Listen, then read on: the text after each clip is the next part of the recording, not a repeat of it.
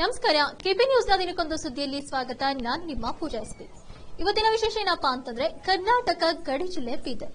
ಹೌದು ವೀಕ್ಷಕರೇ, ಕರ್ನಾಟಕ ಗಡಿ ಜಿಲ್ಲೆ ಬೀದರ್ನ ಮಗಳು ಇಂಡಿಯನ್ ಐಡಲ್ ಫೇಮ್ ನೊಂದಿಗೆ ದೇಶದಾದ್ಯಂತ ಹೆಸರುವಾಸಿ ಕೂಡ ಆಗಿದ್ದಾರೆ.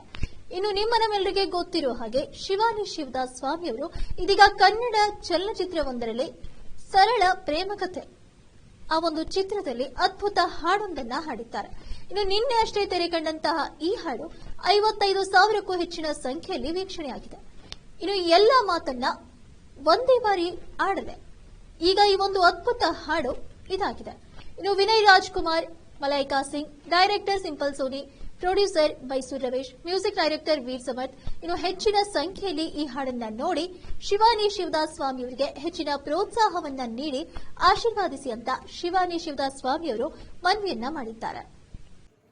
ನಮಸ್ಕಾರ, ನನ್ನ ಹೆಸರು Kumari Shivani Swami, Sony TV Indian Idol fame. ನಾನು ಫಸ್ಟ್ ಟೈಮ್ ಮೂವಿನಲ್ಲಿ ಆಸ್ ಅ ಪ್ಲೇಬ್ಯಾಕ್ ಸಿಂಗರ್ ಆಗಿ ಹಾಡಿದ್ದೇನೆ. Movie name Ondu Sarala Premakathe. Film director simple Suni sir, music director Veer Samarth sir, lyricist Jayant Kaikini sir. Song name ಎಲ್ಲ ಮಾತನ್ನು ಒಂದೇ ಬಾರಿ ಆಡಲೇ ಈಗ. ಸಾಂಗ್ ಸುಫಿ ಸ್ಟೈಲ್ ಇದೆ, ರಿಲೀಸ್ ಆಗ್ತಾ ಇದೆ. ತಾವೆಲ್ಲರೂ ನೋಡಿ, ಕೇಳಿ, ಶೇರ್ ಮಾಡಿ, ಸಪೋರ್ಟ್ ಮಾಡಿ. ಥ್ಯಾಂಕ್ ಯು, ಧನ್ಯವಾದಗಳು.